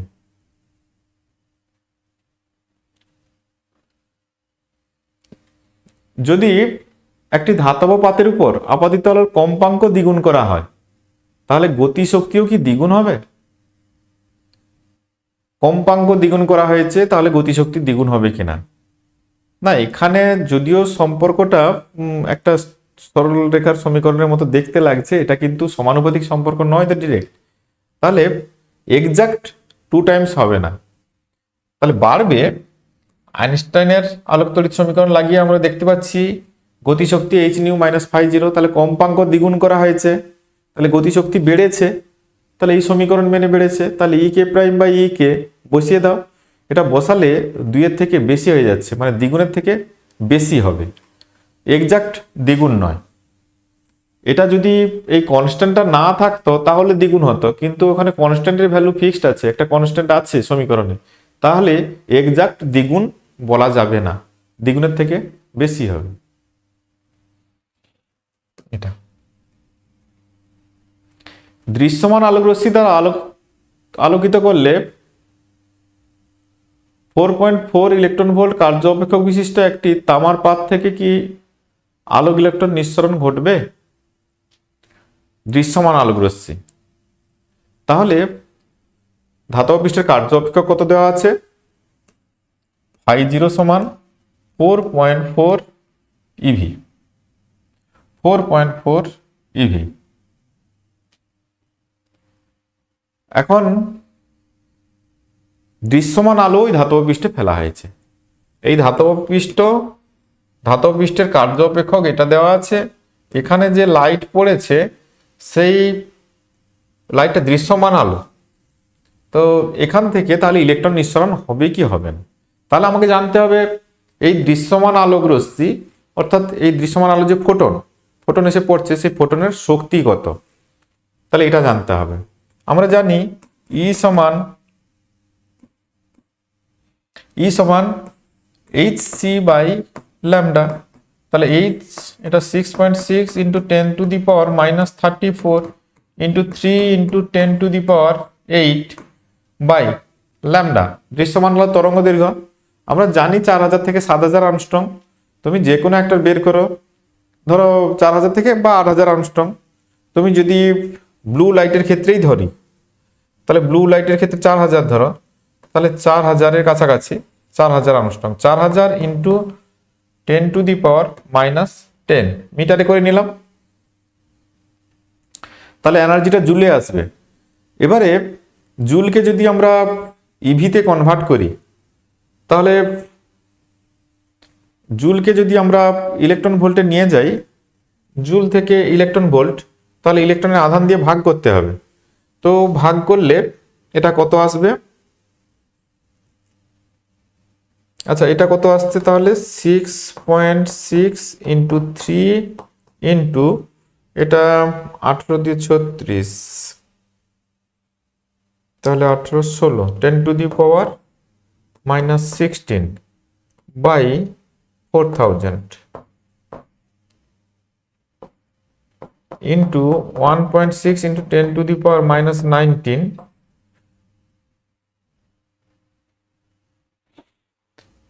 করলে এটা এটা চলে যাবে, এটা এটা তিনটা শূন্য এভাবে যাবে, 16×4 = 64। এটা প্রায় 16×4 = 64, মানে 3 পয়েন্ট সামথিং হবে, 3 পয়েন্ট সামথিং। তাহলে এই ইলেকট্রনের শক্তি, এই ফোটনের শক্তি দৃশ্যমান আলোর ব্লু ব্লু যে কালারের ফোটন, তো তার যে শক্তি সেটা হচ্ছে 3.1 ইভির কাছাকাছি এটা। তাহলে রেড কালার যেটা দৃশ্যমান আলোর রেড কালারের যে ফোটন বা রেড কালারের আলোর যে ফোটন, সেটার শক্তি নিশ্চয়ই এর থেকে আরো কম হবে। ব্লুর শক্তিটা সব থেকে বেশি হয়, এটা ব্লু, তাহলে এর থেকে কম হবে।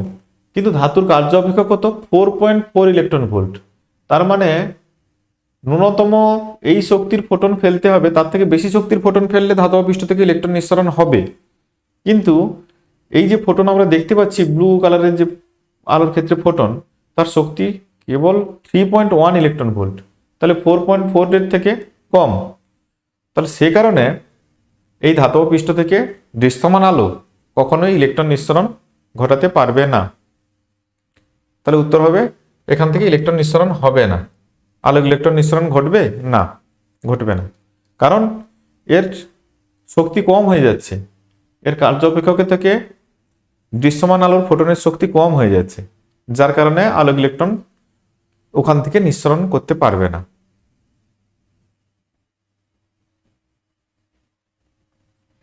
নিউ1 ও নিউ2 কম্পাঙ্ক, নিউ1 নিউ2 দুটি ভিন্ন কম্পাঙ্ক বিশিষ্ট অতি বেগুনি বিকিরণ যথাক্রমে φ01 ও φ02 কার্য অপেক্ষক বিশিষ্ট দুটি আলোক সংবেদী পদার্থের উপর আপতিত হলো। উভয় ক্ষেত্রে নির্গত ইলেকট্রনের গতিশক্তি সমান। দুটি বিকিরণের কোনটির কম্পাঙ্ক উচ্চতর? তাহলে এক্ষেত্রে আইনস্টাইনের সমীকরণ দিয়েই বলতে হবে। তাহলে দুটো ক্ষেত্রে দুটো সমীকরণ লিখে ফেলতে হবে। প্রথম ক্ষেত্রে নিউ1 কম্পাঙ্কের আলো এবং কার্য অপেক্ষক কত আছে প্রথম ধাতুর ক্ষেত্রে? φ01। দ্বিতীয় ক্ষেত্রে এটা, দুটো ক্ষেত্রে গতিশক্তি সমান, তাহলে বাম দিকটা যদি সমান হয় ডান দিকটাকেও সমান করে নাও, h নিউ1 - φ0 সমান এটা। তাহলে একদিকে নিয়ে এসে এখানে বলা আছে φ01 > φ02, তার মানে h নিউ1 > h নিউ2 বা নিউ1 > নিউ2। তাহলে প্রথম বিকিরণের কম্পাঙ্ক উচ্চতর। একদম, যদিও প্রবলেমটা অনেকটা বড়, কিন্তু এর যে সলিউশনটা অপেক্ষাকৃত অনেকটাই ছোট এবং একদম ইজি সলিউশন, কন্ডিশনটা লাগিয়ে দিলে হয়ে যাবে। এখানে বোঝার মতো বিশেষ কিছু নেই, শুধু কন্ডিশনটা দেখতে হবে। নেক্সট, একটি ধাতুর উপর সবুজ বর্ণের আলো আপতিত হলে ইলেকট্রন নিঃসৃত হয়, কিন্তু হলুদ বর্ণের আলোর ক্ষেত্রে তা হয় না। ধাতুটি কি লাল বর্ণের আলোর ক্ষেত্রে ইলেকট্রন নিঃসৃত করবে? নীল বর্ণের আলো আপতিত হলেই বা কি হবে? দেখো, আমাদের যে স্পেকট্রাম আছে ভিজিবল লাইটের ক্ষেত্রে, সেখানে একদিকে আছে ভায়োলেট আর একদিকে আছে রেড। তো আমরা যদি বাংলায় বলি তাহলে বেগুনি দিয়ে শুরু, বেগুনি, নীল, আর তারপরে কি আছে, তারপরে আকাশি ছিল, দরকার নেই এখানে, তারপরে সবুজ কালার ওখানে দেওয়া আছে, তাহলে তারপরে কমলা ছিল, দরকার নেই, হলুদ, তারপরে লাল। তাহলে দেখো এইভাবে কালারগুলো আছে, আমার এখানে যেটা দরকার সেইগুলো নিয়েছি। তাহলে সবুজ বর্ণের আলো আপতিত হলে ইলেকট্রন নিঃসৃত হয়, সবুজ বর্ণের জন্য ইলেকট্রন নিঃসৃত হয়, কিন্তু হলুদ বর্ণের আলোর ক্ষেত্রে হয় না। তাহলে দেখো এইদিকে যখন আলোগুলো, এই আলোর lambda violet, lambda blue, lambda green, lambda yellow, lambda red, দেখো তরঙ্গ দৈর্ঘ্য সব থেকে এটার বেশি আর এটার সব থেকে কম। তরঙ্গ দৈর্ঘ্য যার ক্ষেত্রে বেশি হয় আমরা জানি ই সমান হয় hc/λ। তাহলে যার তরঙ্গ দৈর্ঘ্য বেশি তার শক্তি কম। তাহলে ই আরটা সব থেকে কম আর ইভি সব থেকে বেশি, এটা সব থেকে বেশি শক্তির দিক থেকে, শক্তির দিক থেকে এভাবে, এটা সব থেকে ছোট, এটা সব থেকে বড়। তরঙ্গ দৈর্ঘ্যটা এটা সব থেকে বড়, এটা সব থেকে ছোট, তরঙ্গ দৈর্ঘ্যটা এদিক দিয়ে যাচ্ছে এটা। তাহলে দেখো সবুজ বর্ণের আলো আলোক তড়িৎক্রিয়া ঘটাতে পারছে, সবুজ বর্ণটা পাচ্ছে, তাহলে এর সবুজ বর্ণের আলোর যে ফোটন সেটা পাচ্ছে, কিন্তু হলুদ পাচ্ছে না, তার শক্তি কম, সে পারেনি। তাহলে লালের শক্তি হলুদের থেকে আরো কম, শক্তিতে এদিকটা কম আছে, ওদিকটা বেশি। তাহলে গ্রিন পাচ্ছে, মানে সবুজ আলো পাচ্ছে আলোক তড়িৎক্রিয়া ঘটাতে, হলুদ পাচ্ছে না। তাহলে সবুজের থেকে হলুদের শক্তি কম, হলুদের ফোটনের শক্তি কম হলুদ লাইটের জন্য। তাহলে লাল আলোর যে ফোটন তার শক্তি আরো কম, তাহলে লাল আলো একদমই পারবে না। তাহলে দেখো ধাতুটি কি লাল বর্ণের আলোর ক্ষেত্রে ইলেকট্রন নিঃসৃত করবে? না, উত্তর হবে না। নীল বর্ণের আলো আপতিত হলেই বা কি হবে? এবার নীলের দিকে চলো, নীলের শক্তি গ্রিনের থেকে বেশি, এই যে নীল, নীলের শক্তি গ্রিনের থেকে বেশি আছে। তাহলে সবুজ আলোর ক্ষেত্রে যেহেতু হচ্ছে, তাহলে ব্লু লাইটের ক্ষেত্রেও আলোক তড়িৎ নিঃসরণ হবে, লালের ক্ষেত্রে হবে না, ব্লুর ক্ষেত্রে হবে, এটাই যুক্তি।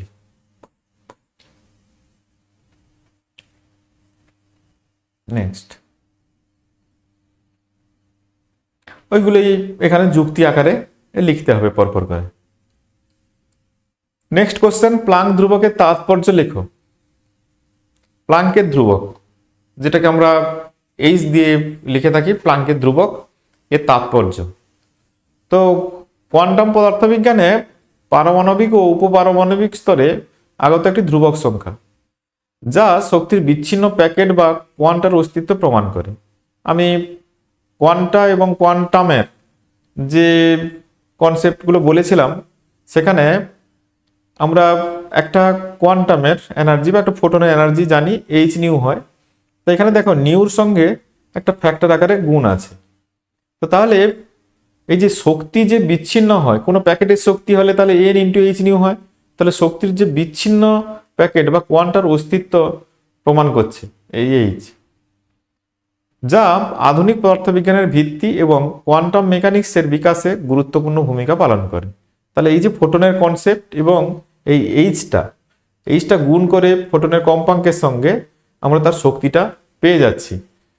তাহলে এই ইর সঙ্গে নিউর সম্পর্ক স্থাপন করছে এই এইচ, সেই কারণে এইচটা এত বেশি গুরুত্বপূর্ণ।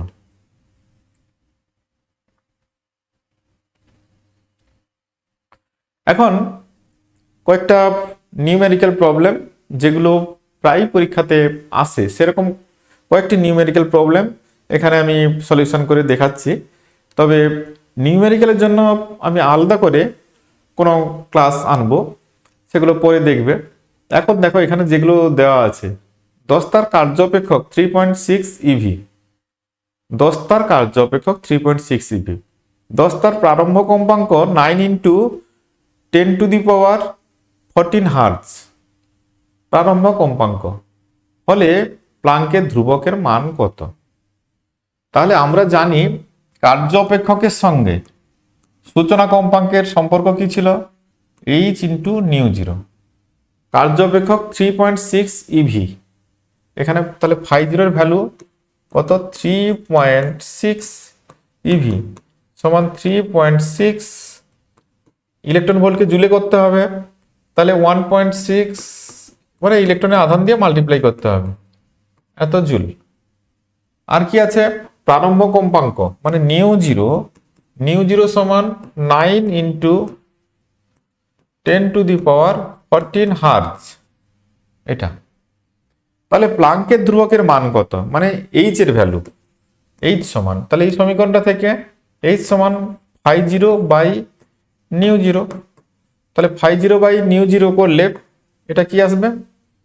তাহলে ফাই জিরোর ভ্যালুটা এটা বসাবে আর নিউ জিরোর ভ্যালুটা এটা, তাহলে কি আসছে দেখো 3.6 ইন্টু 1.6 ইন্টু 10⁻⁻19 ডিভাইডেড বাই, এটা হচ্ছে 9 ইন্টু 10⁻14। তাহলে এটাকে আমি ভাগ করতে পারি 9 0.4, 9×4 = 36, আর এটা 16×4 = 64, মানে 0.64 ইন্টু 10⁻, এটা হচ্ছে 14 ছিল, 14 আর ওটা উপরে গেলে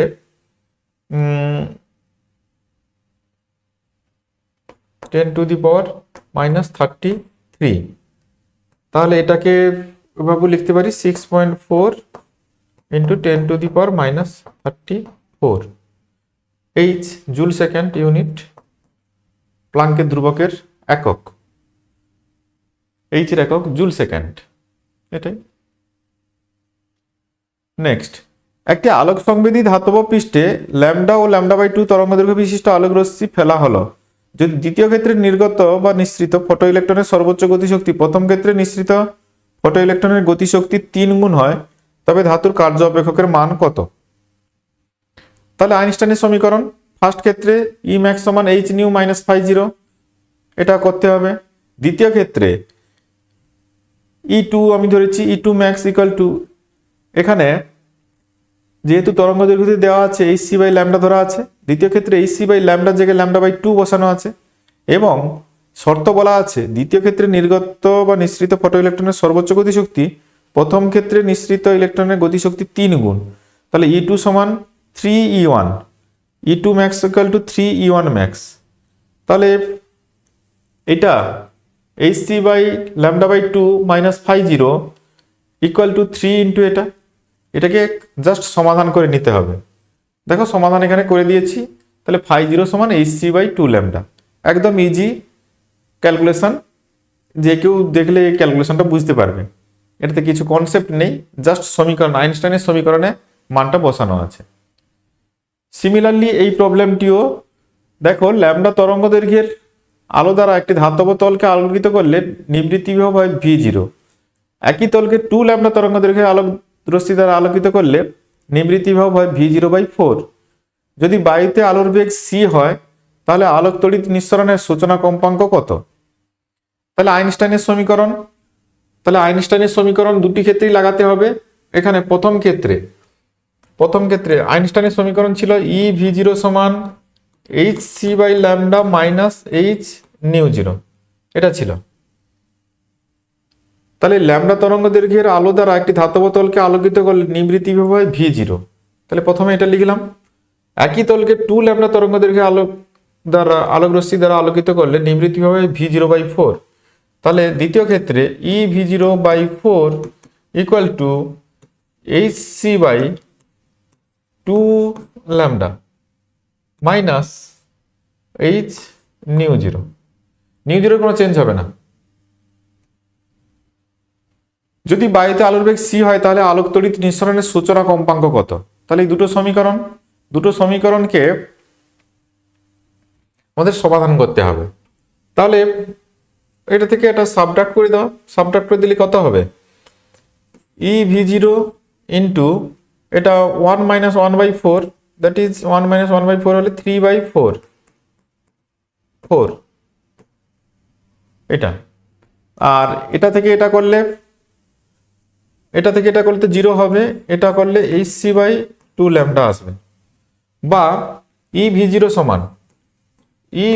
সমান তাহলে এটা হবে 2hc/3λ, এটা ই v0। তাহলে এই ভ্যালুটা যদি যে কোনো একটা সমীকরণ এটা অথবা এটা বসিয়ে দিলে এখান থেকে আমরা কিটা বের করব? সূচনা কম্পাঙ্কের মান, নিউ0 মানটা পেয়ে যাব। তাহলে ই v0 মান কত হচ্ছে? এটা যদি 1 নম্বর সমীকরণ বলি, 1 নম্বরে ই v0 মানটা বসিয়ে দাও।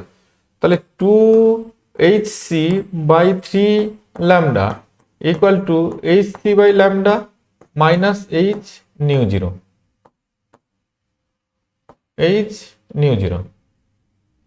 তাহলে এইচটা তো উভয় সাইডে কেটে যাচ্ছে, তাহলে এখানে নিউ0 ইকুয়াল টু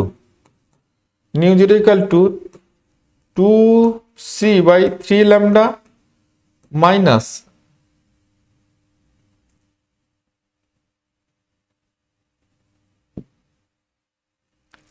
আমি লেফট রাইট সাইডে একটু চেঞ্জ করে নিচ্ছি। তাহলে নিউ0 সমান তাহলে এটা হবে সিটা তো এইচটা উভয় পক্ষে কেটে গেছে, তাহলে c by lambda minus 2c by 3 lambda.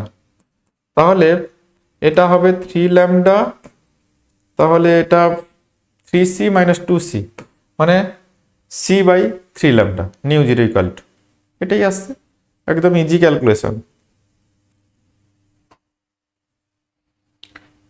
এখন আমরা দেখব আলোক তড়িৎ কোষ কি। তাহলে এত সময় আমরা আলোক তড়িৎ ক্রিয়া নিয়ে কথা বলছিলাম, আলোক তড়িৎ ক্রিয়ার ব্যাখ্যা করেছিলাম, এখন দেখব আলোক তড়িৎ কোষ কি। তো আলোক তড়িৎ ক্রিয়াকে কাজে লাগিয়ে আমরা দেখছি আলোক শক্তিকে তড়িৎ শক্তিতে রূপান্তর করা যায়, এবং যে ব্যবস্থার সাহায্যে এটা করা হয় সেটাকে আমরা আলোক তড়িৎ কোষ বলছি। তাহলে আলোক তড়িৎ ক্রিয়াকে কাজে লাগিয়ে আলোক শক্তিকে তড়িৎ শক্তিতে রূপান্তরিত করা যায় যে ব্যবস্থার দ্বারা, তাকেই আমরা আলোক তড়িৎ কোষ বলে থাকি। আলোক তড়িৎ কোষ এটা তাহলে কোন নীতিতে কাজ করে? এটা আলোক তড়িৎ নিঃসরণের নীতিতে কাজ করে। তাহলে আলোক তড়িৎ কোষের গঠন, তাহলে এটা একটা বায়ু নিরুদ্ধ, এটা দেখতে পাচ্ছ এই যে বায়ু নিরুদ্ধ কাঁচের বাল্ব, এই দিকটা যেটা আছে এটা ক্যাথোড বা নিঃসারক, যাতে আলো পড়লে এখান থেকে ইলেকট্রন নিঃসরণ হয়। এটা আছে অ্যানোড বা সংগ্রাহক প্লেট, যেখানে ইলেকট্রনগুলো সংগৃহীত হয়। আর বাইরে এই দুটোর সঙ্গে কানেক্টিং ওয়্যার এখানে দেখতে পাচ্ছি, যেখানে ব্যাটারি কানেক্ট করানো আছে, যেখানে মাইক্রো অ্যামিটার আছে লাগানো, যার সাহায্যে আমরা এই আলোক তড়িৎ প্রবাহের মানটা পরিমাপ করতে পারি। এই হচ্ছে আলোক তড়িৎ কোষের গঠন আর কার্যপ্রণালী। এটাও এইচএসে দিয়েছে, 93, 98 দিয়েছে।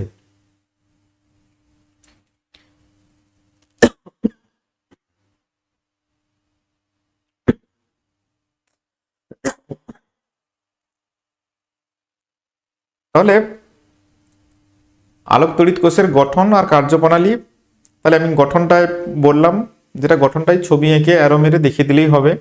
কার্যপ্রণালী, তাহলে এটার উপর যখন আলো পড়ে উপযুক্ত তরঙ্গ দৈর্ঘ্যের আলো ফেলতে হবে, না হলে তো এখান থেকে ইলেকট্রন নিঃসরণ হবে না। তাহলে সূচনা কম্পাঙ্কের থেকে বেশি কম্পাঙ্কের আলো ফেলতে হবে এখানে। তাহলে নিঃসারক প্লেটে উপযুক্ত তরঙ্গ দৈর্ঘ্যে আলো পড়লে ওই প্লেট থেকে ফটো ইলেকট্রন নিঃসৃত হয়। ক্যাথোড ও অ্যানোডের মধ্যে তড়িৎ ক্ষেত্র প্রয়োগ করলে, তাহলে এটা আর এটার মধ্যে ব্যাটারির সাহায্যে একটা যখন তড়িৎ ক্ষেত্র আমরা প্রয়োগ করব, তো অবশ্যই এদিকটা পজিটিভ, এটা নেগেটিভ। তাহলে এদিকে যখন পজিটিভ টার্মিনাল যুক্ত করব ব্যাটারি, তখন কি হবে? ইলেকট্রনগুলো এর মধ্যে গতিশীল হয়, অর্থাৎ এই বর্তনীতে আলোক তড়িৎ প্রবাহের সৃষ্টি হয়। তো এটার কিছু ব্যবহারিক প্রয়োগ রয়েছে, তো সেগুলো আমরা জেনে রাখব। মেকানিজম বিস্তারিত দরকার নেই। আলোক তড়িৎ কোষের ব্যবহার স্বয়ংক্রিয় সুইচ হিসাবে, মানে অটোমেটিক সুইচ, ওইটা যখন ওই দিনের বেলা সূর্যের আলো ওই প্লেটের উপর পড়বে, তখন এই সার্কিটটা অন হয়ে যাবে। তো সেখানে কিছু কিছু ওই লাইটিং সিস্টেম থাকে, যেখানে আমরা অটোমেটিক সুইচ হিসাবে ওটাকে ব্যবহার করি। ফটোমিতিতে, অর্থাৎ আলোর তীব্রতা পরিমাপের ক্ষেত্রে এই আলোক তড়িৎ কোষ ব্যবহার করা হয়। স্বয়ংক্রিয় ফায়ার অ্যালার্ম বলতে আলো লাগলেই ওখানে কোথাও আগুন লেগে গেলে সেখান থেকে যে আলোটা বেরোয়, সেই আলো ওই রকম ডিভাইসের উপর পড়লে ওখানে অ্যালার্ম সিস্টেম করা থাকে, অ্যালার্ম বাজতে থাকে। এছাড়া জ্যোতির্বিদ্যায় স্বয়ংক্রিয় রাস্তার বাতিতে, অর্থাৎ স্ট্রিট লাইট ওই অটোমেটিক দিনের বেলা হলে অফ হওয়া, রাত্রিবেলা হলে অন হওয়া, এগুলোর কাজে এই ধরনের ডিভাইস আমরা ব্যবহার করে থাকি। এছাড়া টিভি সম্প্রচারে সৌর ব্যাটারিতে বিভিন্ন জায়গাতে এগুলো ব্যবহার হয়। আমাদের এই যে আলোক তড়িৎ ক্রিয়া, এই বিষয়ের আলোচনা এই পর্যন্তই। কোয়ান্টাম ফিজিক্সের পরবর্তী যে আলোচনা তরঙ্গ কণা দ্বৈত সত্তা, সেটা আমরা পরের ক্লাসে নিয়ে আসবো। পরের ক্লাসে আমরা সেটা বিস্তারিত আলোচনা করব। আর সেই আলোচনা সহজে পাওয়ার জন্য অবশ্যই চ্যানেলটিকে সাবস্ক্রাইব করে রাখবে। থ্যাংক ইউ, গুড বাই, দেখা হবে নেক্সট ক্লাসে।